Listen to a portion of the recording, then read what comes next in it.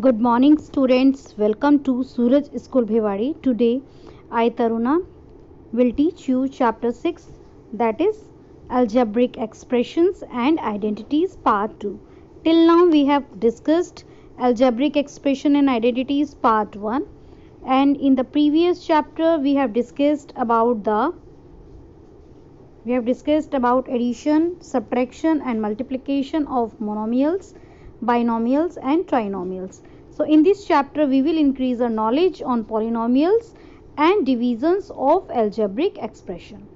Okay, so in the previous chapter we have studied about the algebraic expressions, but now we will discuss about the word polynomial, and also we will learn the division, because addition, subtraction, multiplication we have done. So polynomial, the first one is polynomial.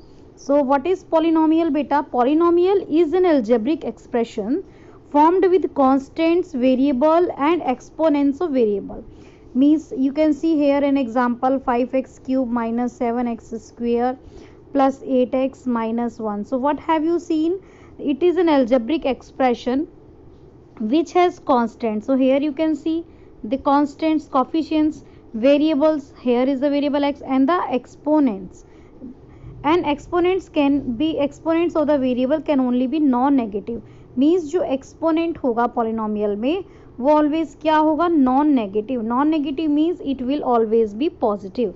It will be a positive integer. It will not be in the fraction. Remember this thing कि जो exponent होगा algebraic expression में, variable का exponent होगा जो, वो always क्या होगा?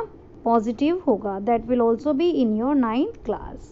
ओके, सो फॉर एग्जाम्पल अगर आप ये एक्सप्रेशन देख रहे हैं 5xy minus 2, so it is not a polynomial because here the exponent is minus 2. If you talk about under root x, here you can see that exponent is 1 by 2, so it is not a integer, and 3 upon x plus 2, so again this is not in a means it is not positive, so these are not polynomials. Now polynomials are of two types. The polynomials in one variable are called univariate. So uni मतलब one, and variable univariate variable. So variate means variable. So अगर one variable है तो univariate, and if there are two or more than variables then it is bivariate or trivariate variables. Fine. Degree of polynomial in one variable. अगर मान लीजिए degree हमें find करनी है, so what is a degree बेटा? The highest power of the variable is called degree. Highest power. अगर मान लीजिए हम बात करें 4/5 x² माइनस 7/8 प्लस 6, तो यहाँ पर आप क्या देखते हो? यहाँ पे x की जो पावर है हाईएस्ट वो कितनी है? 2. So the degree is 2. यहाँ पे आप क्या देख रहे हो? हाईएस्ट डिग्री कितनी है? 3. सो हाईएस्ट पावर जो होती है, हाईएस्ट पॉलिनोमियल की जो हाईएस्ट पावर होती है, डिग्री अगर आपको फाइंड करनी है तो आप पावर देखेंगे वेरिएबल की, और हाईएस्ट पावर ही डिग्री होगी. Highest power is called degree. Now degree of polynomials in two variables. So अगर टू वेरिएबल्स हैं, बाईवेरिएट है, तो the sum of exponents of the variable in each term is calculated and the highest sum, यानी कि आप सम करेंगे. यहाँ पे अगर आप एक्स वाई का सम देखते हो, x की पावर 2 है, y की पावर 1 है, तो यहाँ पे कितना हो गया? सम 3. 7xy 3 में देखते हो तो 4, 3x2 में देखते हो तो सम है 2, तो यहाँ पे हाईएस्ट क्या हुआ? 4 हुआ, तो आपकी क्या हो जाएगी? 4 डिग्री हो जाएगी. यानी कि आप वेरिएबल को क्या कर लेंगे? प्लस कर लेंगे. यहाँ p² में कितना बन रहा है? फर्स्ट टर्म में 2 बन रहा है. यहाँ p3q3 में कितना बन रहा है? p3q3 में कितना बन रहा है ऐड करने पर? पावर 6. p2q2 में कितना बन रहा है? 4. 2 6 4, और यहाँ पे बन रहा है 1, तो क्या ज़्यादा है? 6 ज़्यादा है, तो 6 क्या हो गया? आपका डिग्री हो गया. तो आपको मैंने बता दिया कि अगर पॉलिनोमियल क्या होता है, पॉलिनोमियल में डिग्री क्या होनी चाहिए? ऑलवेज पॉजिटिव होनी चाहिए. पॉलिनोमियल दो वैरायटी का हो गया, यूनिवेरिएट, यूनी मतलब 1, ठीक है, और ट्राईवेरिएट and bivariate.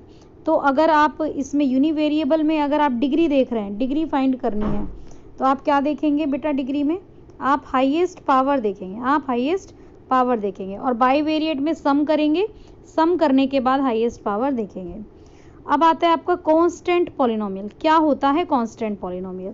Constant polynomial having only a constant term, केवल कांस्टेंट टर्म है, 3 है, -5 है, 6 है, -8 है, means there are no variable, यहाँ पर कोई भी वेरिएबल नहीं होगा।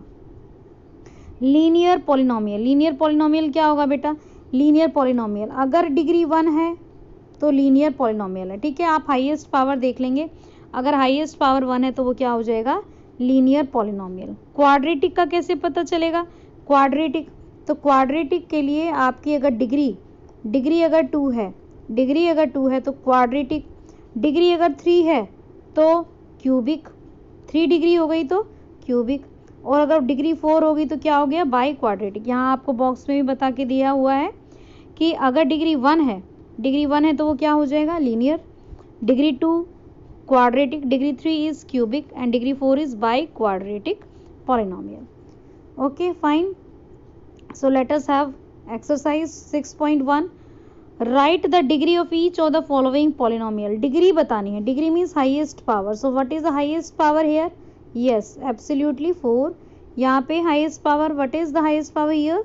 That is 5 by 5। here there is no variable, so 0.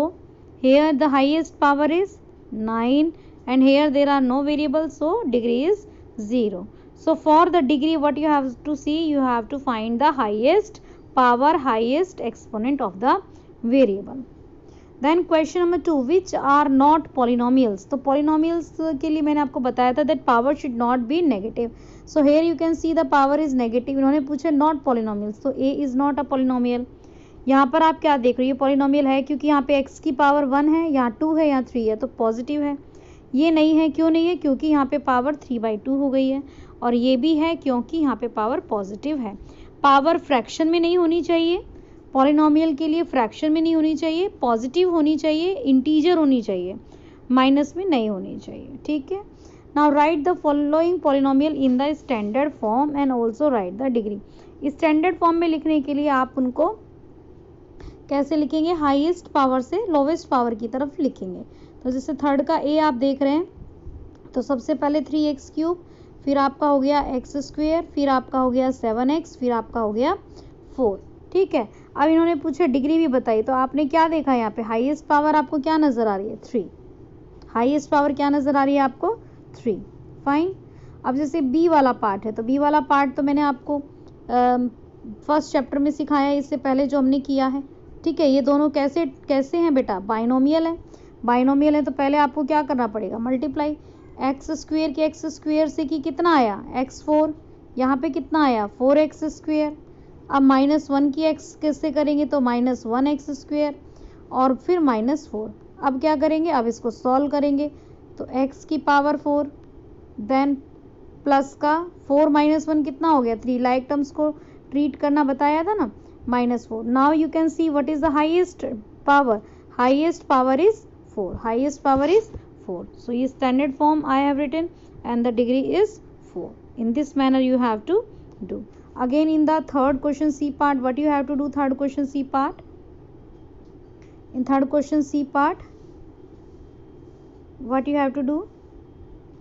Just multiply x multiply by x, x², x multiply by 6/5, 6/5x, then 5/6x, then 5/6 को मल्टीप्लाई करेंगे आप 6/5 से, 6 कैंसल्ड बाई 6, 5 कैंसल्ड बाई 5। इन दोनों को सॉल्व करने के लिए आप एलसीएम ले लोगे, एलसीएम 30 आएगा। 6 6 ज़ा 36, 5 5 ज़ा 25, 36 प्लस 25 कितना हो गया? 61, 61x प्लस 1। तो यहाँ पे ये हो गया स्टैंडर्ड फॉर्म में। And what is the highest power here? What is the highest power here? Here the highest power is 2. So the degree is 2. In this manner you have to complete. By pausing the video you can take the screenshot so that you can do later on. Now question number D. So here again you will multiply x raised to power 6 minus 8x raised to power 3. Here minus 7x cube. Then plus 50 plus 56. So minus 8 minus 7 is minus 15x cube plus 56. So what is the highest power? Highest power is 6. What is the highest power? Highest power is 6. In this manner you have to do. So your work is you prepare the notes and do exercise 6.1. Thank you so much.